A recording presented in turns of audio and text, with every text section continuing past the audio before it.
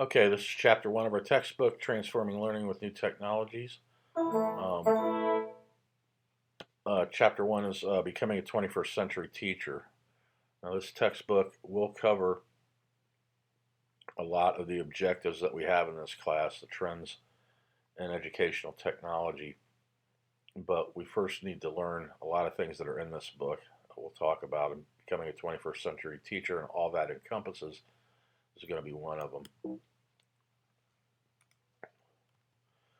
So we will describe ways teachers use technology in their work as educators, discuss how computers, the internet, social media, and other new technologies are affecting students and families, explain how new teachers and students can use 21st century technologies to learn 21st century skills, and organize a professional learning network, or PLN, as a technology using educator and or curriculum developer. So the focus questions that we'll be dealing with are: what are the roles of technology in the work of a teacher? What are the characteristics of current I generation of technology using students, and what 21st century skills and 21st what are 21st century skills and 21st century technologies? And how can you begin to building a professional learning network as a teacher, administrator, curriculum writer, whatever? So we can write curriculum all day long, but it has to be implemented by a teacher.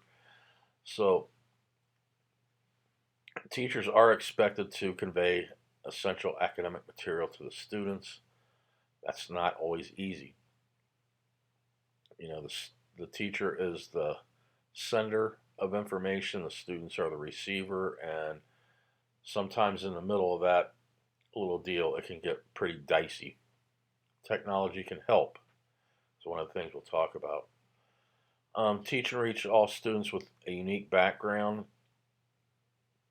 Before, we taught everybody the same. We used the behaviorist philosophy, where everything was measured, and you took a test, you got a grade. You lectured, you took a test, you got a grade. Simple as that. We don't do that now. We have to look at all the students, and all the students are different. So we have high functioning, low functioning, middle functioning students. We have students with special needs. We have English as second language. Um, all these types of things that we have to deal with. Technology can help, and that has to be in our curriculum. And then manage classroom dynamics, how we disseminate the content, what our methods are for teaching and having classroom rules and seating charts and all that type of stuff. How we're going to assess the students. Also, formative and summative assessments of our unit plans and lesson plans and curriculum. Interpersonal dynamics, routines, all these things are what a teacher is expected to do. So teachers often teach as they've been taught, which is a natural thing to do. But most will, get their own particular dynamics and idioms the way they want them. So they were taught mainly whole group instruction and passive student listening. Passive meaning non-confrontational, which is not totally realistic for a lot of students because they often don't want to listen if you're lecturing. So the whole group instruction, we teach everybody the same, no matter, their dynamic in terms of high functioning, low functioning, and middle functioning students. So it's a slippery slope sometimes. It says this fails to engage half the students because of those dynamics I talked about, but students have an active technology-based learning elsewhere in life. The whole crux of the matter is these students don't know anything but technology. They're extremely technologically literate, but how they use that technology in academics is a whole other issue that that we'll talk about. Teaching in a digital age. Technology is any tool, device, or material whose purpose is to solve a human problem. And that could be a want or a need. And then you have to ask what's a want and what's a need. So, we only really need three things in order to survive. I'm sure you know what those are. We often want things, but we do not need them to survive. Computer and information processing machine that manipulates data by following programmer instructions. Okay, so you put something in, you get something out. Hardware, software, can read those. Tablets, we know what all that stuff is. Smartphones, know what those are. I can waste time on that. Laptops, the same thing. But teaching in a digital age, information as communication technologies, the hardware, software, networks, devices used as part of an educational experience. So we have to ask, as curriculum writers, as assessors, as administrators, as teacher, what is on the computer? What can be accessed by a computer? What can be connected to a computer? So,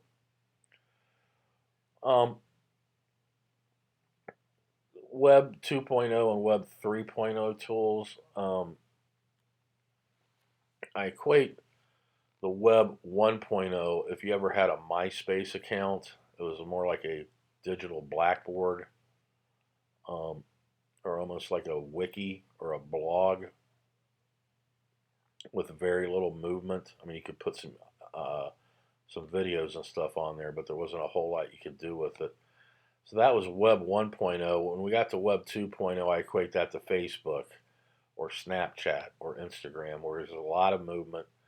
The websites you go to when we had Web 1.0 were very bland and almost sterile to a point. And now all of our websites have a lot of dynamic movement and all these other things. So, and Web 3.0 is even going to have more stuff. So these tools are used to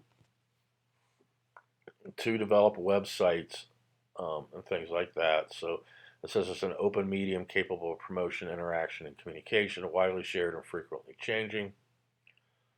It says Web 2.0 knowledge is from the bottom up. So we top down, bottom up, and we go from the bottom and build. It's democratically derived, meaning, we look at, we have rules, and we try to adhere to those rules and consensus driven. So really what's going to be hot is what's going to be on. So teaching in the digital age, Web 3.0 will evolve with closer network system with higher speeds, voice, touch, command, and embedded wearable technology. So this is some of this emerging technology that we'll talk about. It'll be much more global. We can share a lot more information and from one country to another in terms of our teaching.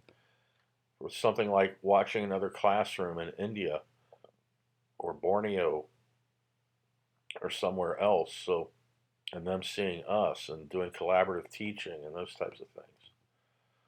So how do we teach students to analyze and respond rapidly to changing technology? Well, they're pretty good at it by themselves, but what they generally use are non-academic things, so that's where we come in.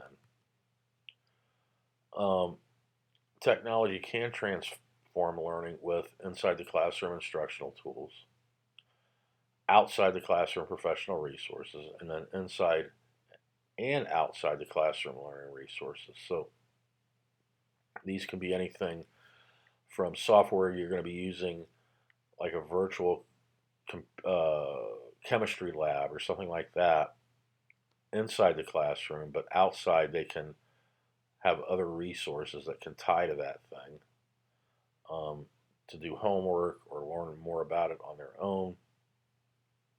And then we can have a combination of something like that, the inside and outside.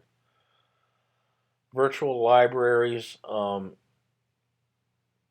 we have unprecedented access to potentially useful information. So, I mean, we really don't use libraries much anymore. In fact, librarians aren't even called librarians anymore. They're called media specialists. Um, and they generally, use the, the internet in order to get academic papers and databases and all that stuff. Um, Digital textbook and e-readers, you might be getting this book as a digital textbook. It's cheaper to do it that way, although they still charge a lot of money. But it's cheaper, to get the book for $40 versus digitally versus getting the hard copy, which could be $100. So these are trends that are happening in education. Again, online learning environments, the classroom can be extended way beyond the school day and build a greater learning community when we're not in a brick and mortar situation. Um, with digital teaching tools, the individuality of the student can be addressed. So students can go at their own pace. Um, the higher functioning learners can get through it fast and even find harder things with some technologies. Um, and then the lower functioning students can take their time.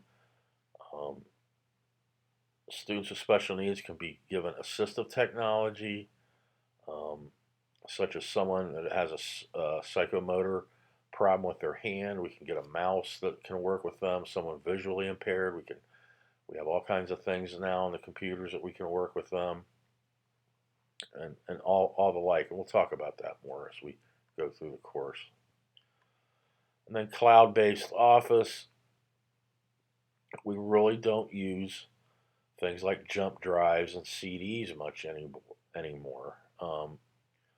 We have the cloud. So one of the things I'll show you, if you don't already know, is how to use um, your FAMU email, Office 365. It's got number one, it's got a cloud drive where you can store all your stuff. And remember, it's not going up in the clouds. A cloud situation is just somewhere in an office in a building somewhere is a bunch of computers that are hard drives that store your stuff. And I use a thing called Dropbox. It's free. It gives you a certain amount of space, and I can access it from any computer. Now, I don't put sensitive material, I don't put my taxes or stuff like that on it, but I used to walk around with a necklace with about 20 different jump drives on it. I don't have to do that anymore. So we'll talk more about clouds too later. Students born after 2004. Okay, these students have always known a world powered by interactive technology. That's what they've grown up. They come out of the womb with saying with a selfie stick in the phone, and they're taking selfies and they want to get their Facebook page up. It's all these children know. You go to the doctor's office, you don't give a kid a pacifier anymore. You give them the iPhone or you give them the Android or whatever. That's the new pacifier. They don't know, anything but that. They don't know about television. Back in my day, I had 3 channels. That's it. They get so much stuff on television. And they, again, increase access to computer, smartphone, and tablet. But there are the have and have nots, which we'll talk about too. An generation of technology users, proportion of educational content consumed falls as children grow. So, how are we going to bridge that gap? Um, Nearly all teens now watch a lot of television and are on the computer or phone a lot. Um, it says very few meet the recommended limits on non-school technology usage. So your book is going to go into great detail about that. You got to remember there will be some quizzes with these lectures, and not everything on the quiz will be covered in these PowerPoints. So there's some stuff there about non-school technology usage. Mobile phones among teens has grown rapidly, so mostly internet users get information for school solely using their phones. Um, Media multitasking increases both media and consumption and distraction, and it can be a distraction. You know, I could tell you a teacher has to fight with at least one or two students each and every day to get them to put their cell phones away during class, probably much more than that. I have to do it when I'm teaching my undergrad classes. I've had to do it in graduate classes. You know, it's this never ending battle to get that phone away from them, and for them to focus on what's being taught in the classroom. So, this media multitasking, where they're trying to do two or three things at once, is a good thing in one aspect because it's 21st century aspect of what's expected of employees, potential employees. They want to be able to multitask. But it's also a distraction because sometimes you need to focus on what you're doing solely on one thing, not multitasking. Sometimes we have a problem with that. Apps for tablets and phones, we have all kinds out there. Go through that, so, and we're doing the group me, so we're doing a social media type thing in education right now. But you can read that stuff. Student families and technologies. Technology use begins with the youngest learners. They are the purveyors now of all the new technologies coming out. Gender difference in the use of technology are not pronounced, so there's really not a whole lot of difference, but there probably can be at some point. There is a digital divide and a technology participation gap, and that's usually the have and have nots. For example, um, parents at NIMS Middle School, I was told a few years ago that 65% of them didn't even have a computer at home or internet access at home. So that can be a big issue. We'll talk more about that. The education of the parent factors into the technology use. So, a lot of parents don't know how to do things that their kids can just fly through, no problem. That can be an issue. Computer use differs by groups. The older the groups are, the less they use. Youngsters are users of multiple technologies. They know how to use computers. They know how to use this and that. They're very well versed. They know how to use computers, tablets, phones, all these other technologies that are out there. Um, and then mobile phones and social media are immensely popular, as we know. The 21st century skills that we're trying to get across to these students. I mean, we know these students know how to get on the Snapchat and Instagram and Pinterest and Periscope, do all these things. And, it's mainly social, along with, the Twitter and Facebook and FaceTime and Skype and all these other things that are out there. How are we going to harness all that knowledge that they have of this stuff to have them have the ability to think critically, the ability to make informed judgments? Okay, too much time we see stuff that's just fake or false. I'm not going to get into a big political spiel, but this last election here on both sides was just horrible with the lies, innuendos, and all this other stuff. So you have to make informed judgments, and in order to make informed judgments, you got to research stuff. So it's one of the other things we need to do.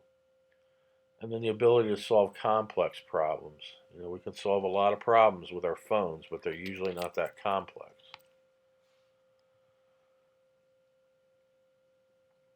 Um, the ability to think creatively, to communicate and collaborate. So these are like the four C's: creativity, communication, collaboration, and critical thinking. Those are like the four C's of 21st century skills that we need to be able to harness, um, to use information in innovative ways. And then the personal and civic stuff, that's everything from sexting to online bullying, cyberbullying. So we'll talk about that stuff too. 21st century technology based literacies. Again, um, we we do a lot of different things, and again, students are technologically literate. They may not be what I would call academically technology literate. So, but we need to have be proficient with our technology and tools, have the ability to solve problems collaboratively. That's a big issue. A lot of people don't like collaboration because they end up doing all the work in their group, and it's very hard to get a good group and to be collaborative. But it's something that's out there and something students need to be able to work with. So, knowledge, design, and share information. Capacity to evaluate information from multiple sources, not just one. And then the capability to handle information ethically. We'll talk about all that stuff. Track is the technological pedagogical content knowledge. So I hope you know what pedagogy means. You should know that by now, but it's simply the art of teaching children. Um, so we have to have technical pedagogy content knowledge. So and there are three forms of knowledge: content knowledge, math, science, reading, phys ed, music, whatever. The pedagogical knowledge, how we go about teaching them and assessing them. And then, the technological knowledge. We never want to use technology for technology's sake. And we'll talk a lot about that as we go through this. New technologies in classroom use evolves rapidly. Um, so we're trying to get away. Many teachers have moved from presentation tools to interactive technologies, whiteboards, and all that type of stuff. Um, and the new teachers that are out there, they want this stuff. They saw, this is how they were taught, so they want this stuff in their classrooms. And generally, we can do that, um, and generally, they will have that stuff. So, it may not be the same as other things we'll talk about as we go through. The PLN, the Professional Learning Network, um, anywhere, anytime sources for ideas and information that supports teaching will work. So it demonstrates instructional competencies with the latest tools. So there are networks out there. And there's stuff that you got to build your own. You have to see what works for you, what's not working for you, and anything you do in education. Doesn't matter if you're a curriculum writer or, uh, do an assessment person or a teacher or a professor or whatever. We have to know the latest tools. Um, this push pull thing, the information you provide to the web and the information you access. So, how do you do that? A lot of people take more than they give. So um, that's an issue we'll talk about too. Your digital identity addresses three important goals in this professional learning network. Multimedia resume communicates your technology knowledge. Learning resources and teaching tools demonstrates your ability to use interactive technology.